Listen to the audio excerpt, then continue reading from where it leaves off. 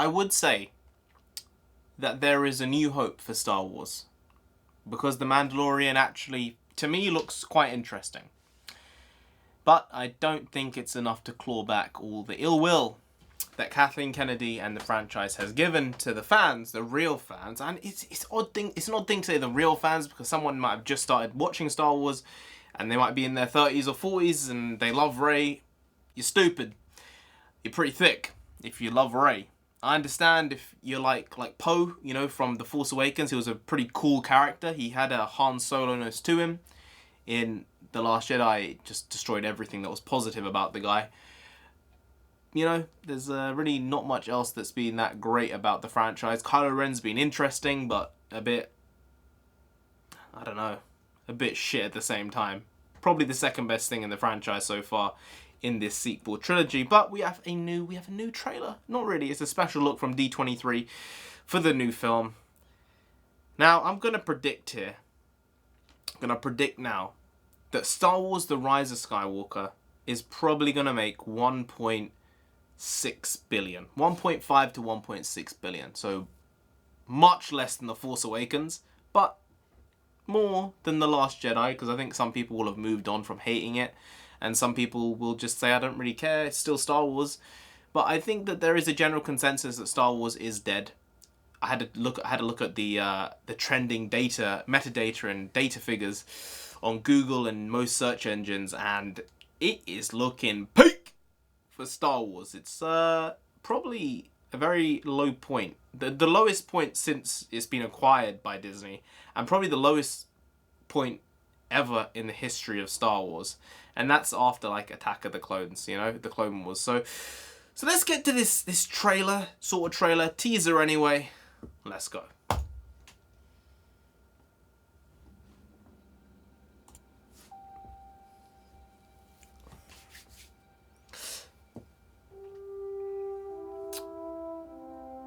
Okay. I thought they just reshot that shot for the new film.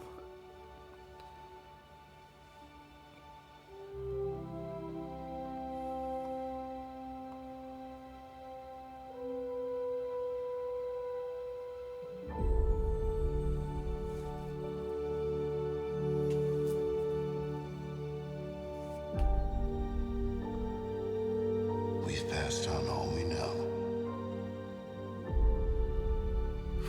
Oh, Qui-Gon, man. 1,000 generations live in you now.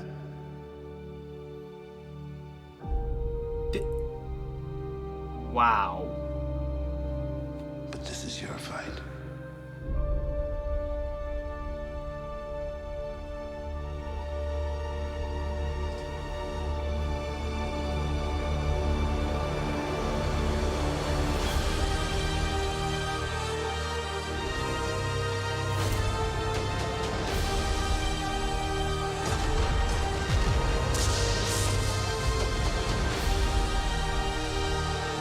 Whoa. Evil's... Your journey. That's powerful, yeah. Is that... Yes, it's him.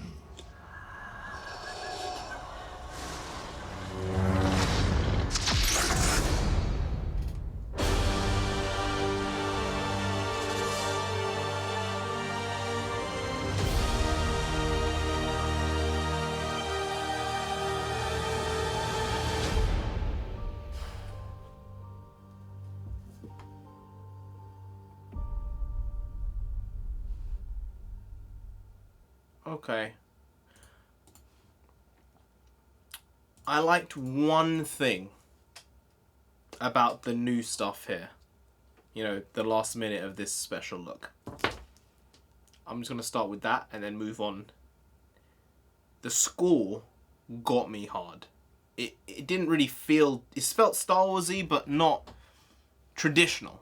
There was something to it that was different, but I still enjoyed it. And it got my hairs up just from the score alone. So I'm glad that they've stayed true to that.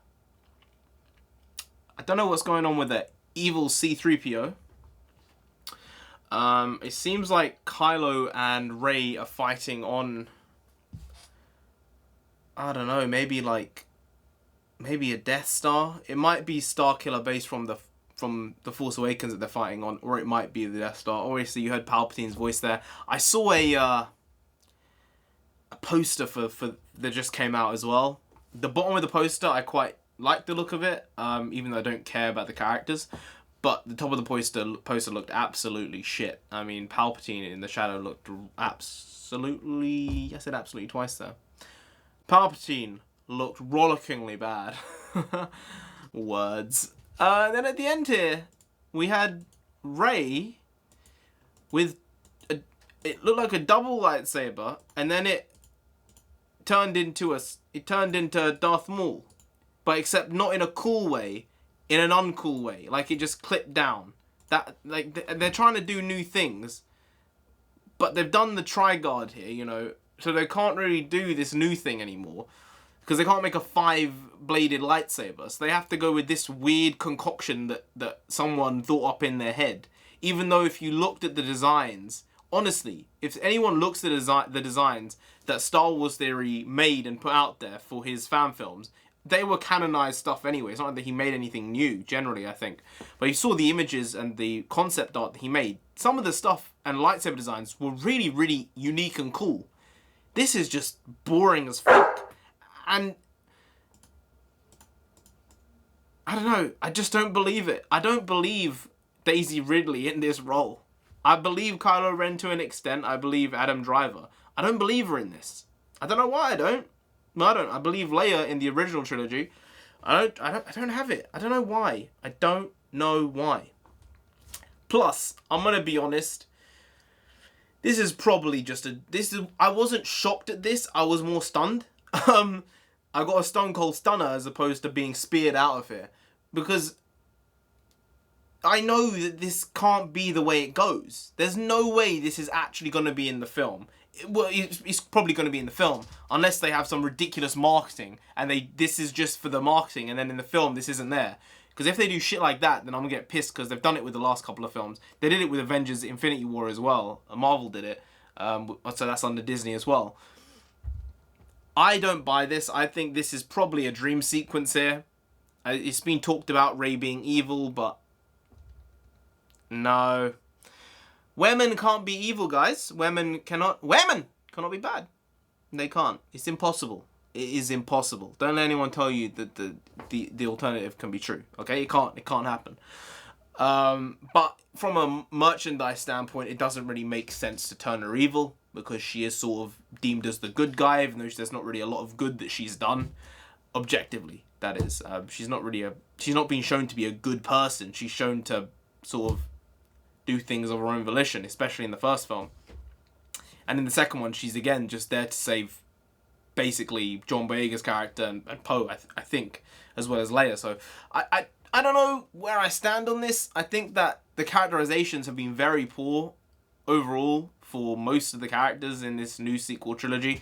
Something that I did get pissed on was, I think, something that I did get pissed on. What the hell is going on with me? Something that pissed me off was the fact that they had 45 seconds of the original trilogy and about 10 seconds of the prequels, and then about 30 seconds of 20 seconds or 30 seconds of the new stuff of the sequel trilogy. They gave 10 seconds. They boiled down the prequel trilogy to 10 seconds. There was some cool shit in that trilogy, all right? Don't play me. Don't at me. I know the truth. And the truth is the prequel trilogy is categorically better than this sequel trilogy so far. Unless Rise of the Skywalker can just blow everyone out the water. And there is a chance, alright? There's a chance it can be saved. I don't know how, when I watch this film, and I will watch it because it's Star Wars, and I skipped out on Solo. It's annoying that I didn't watch that, but I chose not to watch it. There's a chance this is good. I just don't know how they can redeem this, you know? In my head, I might say kill Rey and then make Kylo actually a good guy, but I don't know if that would even do anything for me at this point, you know? I'm just battered down by this. It doesn't excite me. And if you watched like me react to the Force Awakens trailer, the first thing that came out, like an Instagram video that came out in 2015 or something, I was losing my shit. And then when Rogue One trailers come out, man, I was blown out the water. Even when the Last Jedi trailers come out, I thought, you know, this doesn't look half bad. I think there's something off here, but it looks good still. I'm not getting duped this time. I'm just not having it. I'm not having it. Anyway, guys, if you did enjoy this video, please like, share, comment, and subscribe to the channel down there. If you didn't, then Ray herself will come after you. Apparently, Mans is evil. Don't at me. I'm just the messenger. Probably not, though. She's probably not evil. But if she is, you don't want that. You really don't, so just subscribe anyway to avoid that. I've been NarendraTheComic. You've been great. I'll see you next time. Skadoosh.